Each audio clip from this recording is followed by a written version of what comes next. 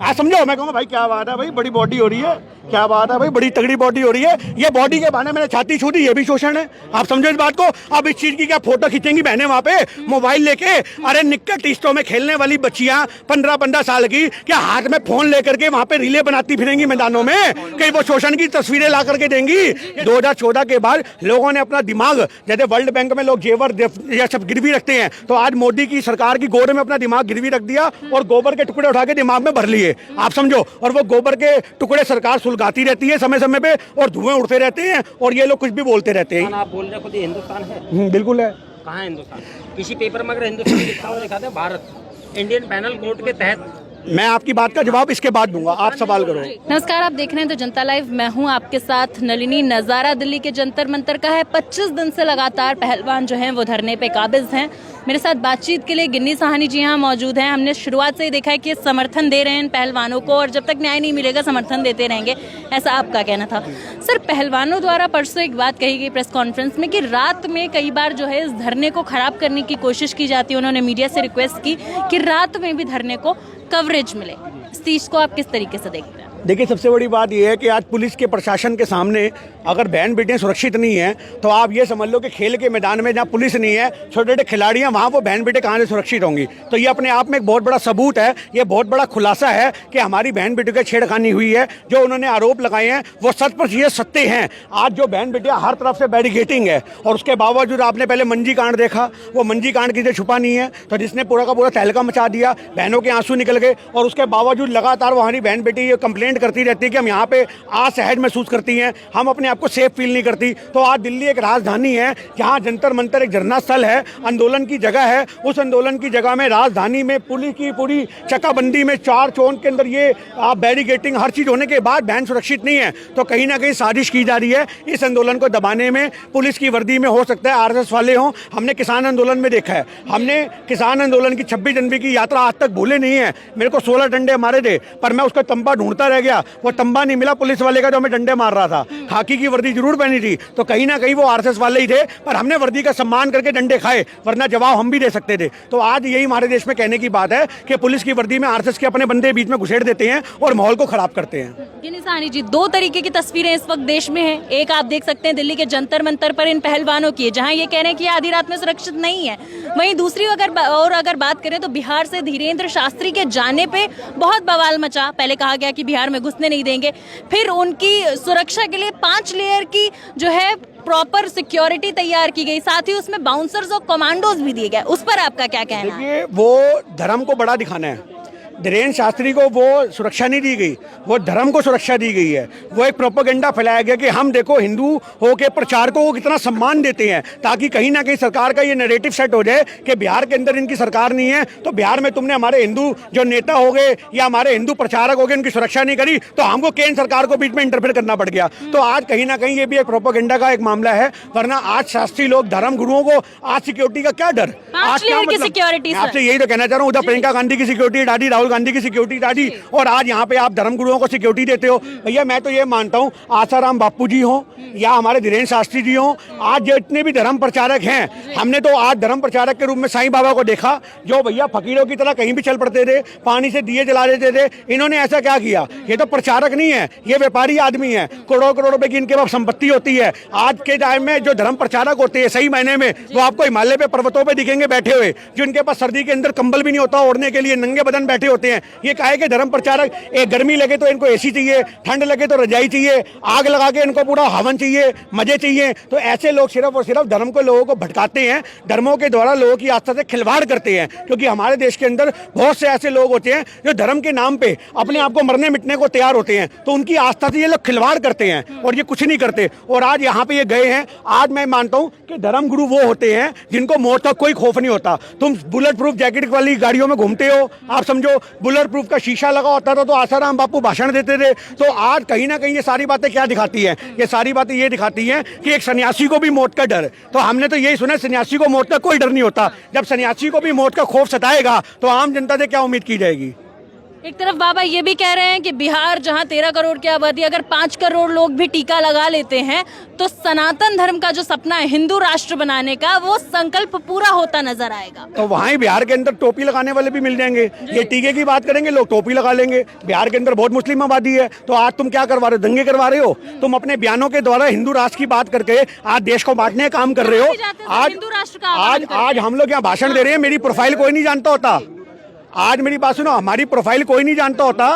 आज हमारी प्रोफाइल कोई नहीं जानता होता कि मैं कौन हूं, मैं क्या हूं, क्या नहीं हूं। हमारा बैकग्राउंड किसी को नहीं पता। पर जो धर्म की आग लगा रहे हो वो कुछ नहीं है, वो धर्म प्रचारक हैं। और हम अगर देश हित की बात करते हैं तो कमेंटों में आ जाएंगे खालिस्तानी होगा ये तो। अरे भैया, अपने पप्पा का पहले बैकग्राउंड तो चेक कर ले, प्रोफाइल तो खोल के देख ले, तेरा पप्पा कौन है? खालिस्तानी है, भारत का समर्थक है। तो आज हमारे देश के अंदर ऐसे बहुत से लोग हैं जो जिनकी बात बुद्धि बिल्कुल खत्म हो चुकी है। 2014 के बाद लोगों ने अपना दिमाग, जैसे वर्ल्ड बैंक में लोग जेवर या सब गिरवी रखते हैं, तो आज मोदी की सरकार की गोद में अपना दिमाग गिरवी रख दिया और गोबर के टुकड़े उठा के दिमाग में भर लिए। आप समझो। और वो गोबर के टुकड़े सरकार सुलगाती रहती है समय समय पे, और धुएं उड़ते रहते हैं, और ये लोग कुछ भी बोलते रहते हैं। ये है हमारे देश के अंदर। सर, किस प्रकार का हिंदू राष्ट्र का आह्वान है, जहां आप देख सकते हैं कि एक तरफ महिला खिलाड़ी इस तरीके से जंतर मंतर पर 25 दिन से बैठी हैं, न्याय की आवाज नहीं सुनी जा रही है, लेकिन हिंदू राष्ट्र का आह्वान सुना जा रहा है। देखिए, वो तो 1925 से संगठन बना था इनका, हम नाम नहीं लेंगे। देश का बहुत प्रचलित संगठन है। जब 1925 में इसकी स्थापना हुई थी तो उसी समय से हिंदू राष्ट्र हिंदू राष्ट्र हिंदू राष्ट्र कर रहे हैं। हिंदू राष्ट्र के नाम पे सन 47 के जो दंगे हुए, उनका ठिकड़ा भी इनके सर जाता है, आप याद रखो। उसके अलावा जो कश्मीरियों के साथ हुआ, उसका ठिकड़ा भी इनके सर जाता है। ऐसे कितने जो दंगे होते हैं हिंदू राष्ट्र की आड़ में, ये देश के लोगों को बांटने का काम करते हैं। कौन नेता मरता है? आप बताओ। रथ यात्रा निकाली अडवाणी ने, कौन मरा? आम जनता मरी, आम गरीब आदमी मरता है। आज हिंदू के बच्चे मरते हैं, मुसलमान के बच्चे मरते हैं, यानी देश के बच्चे मरते हैं। किसी नेता का बच्चा नहीं मरता। आप किसी भी दंगे में, किसी भी आंदोलन में किसी नेता को शहीद होते नहीं देखोगे, आम जनता शहीद होती है। और ये हिंदू राष्ट्र की बात करते हैं। आज ये हिंदू राष्ट्र की बात करने के खिलाफ कार्रवाई क्यों नहीं होती? ये संविधान विरोधी है काम, क्यों नहीं होती? जब लोग फटाफट से निकल के आते हैं, भैया हिंदू राष्ट्र, आप मुझे हिंदू राष्ट्र की शर्त बताओ, हिंदू राष्ट्र क्या होगा? आज मैंने इनके भक्तों से मैंने फेसबुक पे पोस्ट डाली, मैंने हर जगह पोस्ट डाली। मैं कहा भाई किन्नी भाई तुम्हारा पूछ रहे हैं, जो मेरा विरोध करने वाले थे, मुझे ये तो बता दो कि हिंदू राष्ट्र की शर्तें क्या हैं, कैसा होगा, उसका मॉडल तो बताओ। इनके मुंह सिल गए, इनको मॉडल ही नहीं पता।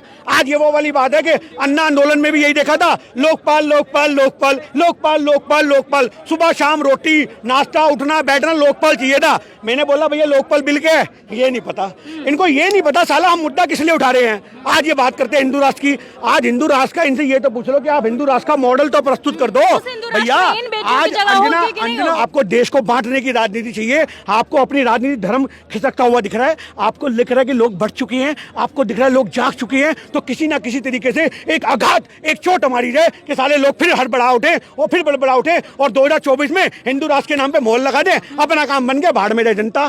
तो ये इनका दिमाग है। ये एजेंडा काम आ जाएगा 24 में हिंदू राष्ट्र बनाने वाला। देखिए कुछ राज्यों में होगा, आज यूपी में आ जाएगा, बिहार में आ जाएगा। ऐसे कुछ राज्य हैं जहाँ इनको समर्थन मिलेगा, हम ये नहीं कह सकते, क्योंकि आज हमारे देश के अंदर कम से कम 40 करोड़ आबादी ऐसी है जो पूर्णता कहती है हमें कुछ सोचना ही नहीं, हमें कोई मतलब नहीं। देश को आग लगा दे मोदी, हमारे कपड़े फाड़ दे, हमारा घर बेच दे, हमें कद्दू कच पे बिठा के घिस दे, हम मोहर मोदी पे लगाएंगे। हमें मतलब ही नहीं है, हमें कुछ सुनना ही नहीं है। कान में गांधी के 3 मंदिर वाली जो बात थी, वो अंधभक्तों में जीता जागता सबूत है। गांधी जी कहते थे कि बुरा मत देखो, सुनो, बहरा गूंगा, जो बोलते थे वो, ये सारे बंदर की क्वालिटी इसके अंदर है।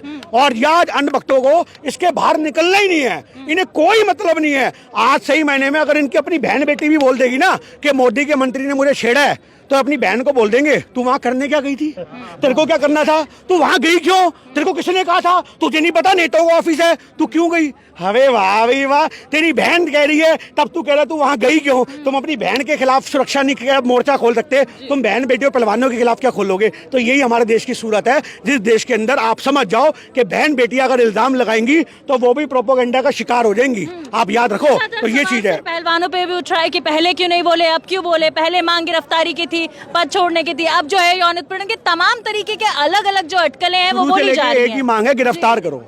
अब गिरफ्तार करने के लिए हमें नहीं पता था कि कंप्लेंट होने के बाद भी गिरफ्तारी नहीं होगी, हमें नहीं पता था इस्तीफा होने के बाद भी कार्रवाई नहीं होगी। भैया हम तो आज ये समझते थे मासूम से पहलवान लोग हैं जिनको अखाड़े में पटकियां देनी तो आती हैं, राजनीतिक पैसे तो पता नहीं है। तो उन बच्चों को इतना पता था कि भैया FIR होगी तो गिरफ्तारी होगी, क्योंकि हम तो कानून को यही समझते। क्यों भाई साहब, यही समझते नहीं समझते? हमारी नजर में कानून का यही मतलब है कि अगर एफआईआर कटेगी तो गिरफ्तारी होगी। ये तो हमें मोदी सरकार ने सिखाया कि एफआईआर भी होगी और गिरफ्तारी भी होगी। तो आज ये चीज समझने की बात है कि लोग यही कहना चाह रहे हैं कि भैया आखिर कब होगी गिरफ्तारी, आखिर कब मुकदमे होंगे, आखिर कब जेल में ठूसा जाएगा। तो हमारा जो मेन मकसद था उसको जेल में भरने का है। जी आपने कहा कि पहलवान लोग हैं, सीधे साधे लोग हैं, ये भी लोग आरोप लगा रहे हैं कि ये तो पहलवान थे, ये उस वक्त मारते पीटते ले आते। इस तरीके की बातें भी कही जा रही हैं कि इन्होंने तब शोषण क्यों सहा। देखिए इन्होंने ये तो बोला ही नहीं, इन्होंने बोला 1000 बच्चियों के साथ हुआ है। आज लोगों को ये समझना चाहिए, ये बहन बेटे ये तो कह नहीं थी कि अकेले हमारा शोषण हुआ है, ये तो ये कह रही छोटी छोटी बच्चियों ने हमें शिकायत करी है। और सबसे बड़ी बात यह कि हिंदुस्तान के लोगों को समझना पड़ेगा कि शोषण की परिभाषा क्या है। इनकी नज़र में शोषण का मतलब कंप्लीट बलात्कार ही होता है, ये भारत के लोग हैं। जबकि शोषण क्या होता है कि अगर मैं आपको 10 सेकंड से ऊपर लगातार ऐसे घूर भी लूं ना, ऐसे आंखों में आंखें डाल के, और आप आंखें जब वो भी शोषण है कि बहन बेटी को घूर रहा है। तो वो भी मैं वही तो कह रहा हूँ, वो मानसिक हो। आप रोज मेरे घर के पार से निकलती, मैं ऊपर से नीचे तक ये देखूं, ऐसे देखता रहूं, कुछ भी ना बोलूं, साला बिना बोले बिना कुछ करे आंखों से शोषण कर दूंगा। आप बात कर रहे हो, आज लोगों को पहले समझाओ कि शोषण का मतलब क्या होता है। ये भी शोषण है। ये भाई यहाँ पे खड़ा हुआ है, आज भाई की कमीज है, आज समझो। मैं कहूँगा भाई क्या बात है भाई, बड़ी बॉडी हो रही है, क्या बात है भाई, बड़ी तगड़ी बॉडी हो रही है। ये बॉडी के बहाने मैंने छाती छू दी, ये भी शोषण है। आप समझो इस बात को। अब इस चीज की क्या फोटो खींचेंगी बहनें वहां पे मोबाइल लेके? अरे निक्कर टीस्टों में खेलने वाली बच्चियां 15-15 साल की क्या हाथ में फोन लेकर के वहां पे रीले बनाती फिरेंगी मैदानों में, कहीं वो शोषण की तस्वीरें ला करके देंगी? ये सोचने की बात है। एक छोटी बच्ची बोल रही है शोषण है तो वो है। छोटी बच्ची की सुनवाई अगर आप नहीं कबूल कर रहे हो तो बड़ी बच्चियों की कर लो, बड़ी बच्चियों की नहीं कर ले तो हिंदुस्तान की बेटियों की कर लो, ये जनता की कर लो। अरे कार्रवाई तो करो। तुम तो आंख मूंद के बैठ गए हो, तुम्हें तो कोई मतलब ही नहीं है। तुम तो मंत्री को अपने भगवान बना के बैठे हो। आज हमारे देश में ये देखने को मिल रहा है, उधर समझो गोरा बिल्ला लपेट दिया डोनाल्ड ट्रंप, आप समझो उसको यौन शोषण में लपेट के बंद कर दिया, इमरान खान को जेल हो गई। तो आज हमारे दूसरे मुल्कों में ये देखने को मिल रहा है जहां पे विदेशी लोगों को भी गिरफ्तारी हो रही है। आप समझो कि डोनाल्ड ट्रंप की गिरफ्तारी हुई, प्रधानमंत्री की गिरफ्तारी हुई, पर हमारे यहाँ पे एक एमपी की गिरफ्तारी नहीं होती। एक सेकंड, अभी आप हिंदू राष्ट्र का विरोध कर रहे हैं, लेकिन इसको हिंदुस्तान आप बोल रहे हैं, खुद ये हिंदुस्तान है? बिल्कुल है। कहाँ है हिंदुस्तान? किसी पेपर में अगर हिंदुस्तान लिखा हुआ दिखाते हैं भारत इंडियन पैनल कोड के तहत। मैं आपकी बात का जवाब इसके बाद दूंगा, आप सवाल करो। मैं आपकी बात एक आखिरी सवाल से खत्म करते हैं। आपने कहा कि लगातार सर बात करनी चाहिए, एक आखिरी सवाल से खत्म करेंगे। एक आखिरी सवाल इस प्रकार है कि पहलवानों ने कहा, आज पहलवानों ने यहाँ से भी अपील की कि नेशनल मीडिया से भी हमारी अपील है कि हमारी बात को टीवी पर दिखाएं। हमें कहीं ना कहीं उतना समर्थन मीडिया की तरफ से नहीं मिल रहा है। वहीं अगर बागेश्वर धाम की बात करें तो बिहार के बागेश्वर बाबा, जो बिहार अभी पहुंचे हैं बागेश्वर बाबा, उनकी खबरें हर चैनल पर चलाई जा रही हैं। देखिए सबसे बड़ी बात यह है कि आज हमारे देश में नेशनल मीडिया को पीछे से फॉर्मूला मिलता है कि क्या चलाना है। आज जब उनको ये मिलेगा ही नहीं कि क्या एजेंडा चलाना है तो वो क्या चला लेंगे। इनको पीछे से सारा सेट मिलता है। आप ये देखो कि सारे के सारे जो ट्विटर पे आपको ट्वीट दिखेंगे, सारे जितने भी पत्रकार सबके सेम होंगे, सबके कंटेंट सेम होंगे, सबके सवाल सेम होंगे, सबके शो का टाइमिंग आगे पीछे जरूर होगा पर मुद्दा एक ही होगा। तो आज जो पीछे से कंटेंट मिलते हैं, अडानी अंबानी के चैनल है हमारे देश के अंदर, ये किसी छिपे नहीं हुए। तो जो चैनलों पे एजेंडे पीछे से सरकार की तरफ से आएंगे वही परोसे जाएंगे। अगर आज पहलवान आंदोलन, आप याद रखना कि किसी दूसरी सरकार के विपक्ष में होता तो आज बीजेपी वाले सबसे पहले मोर्चा खोलते और गली गली बैठते। तो जबकि ऐसा देखने को नहीं मिलेगा आपको। क्यों? क्योंकि हमारे देश की सरकार सिर्फ ये सोचती है कि किसी भी तरीके से मुद्दों को भटकाया जाए, मुद्दों को खत्म किया जाए। चलिए ठीक है, बहुत बहुत शुक्रिया सर आपका। फिलहाल के लिए इस रिपोर्ट में बस इतना ही।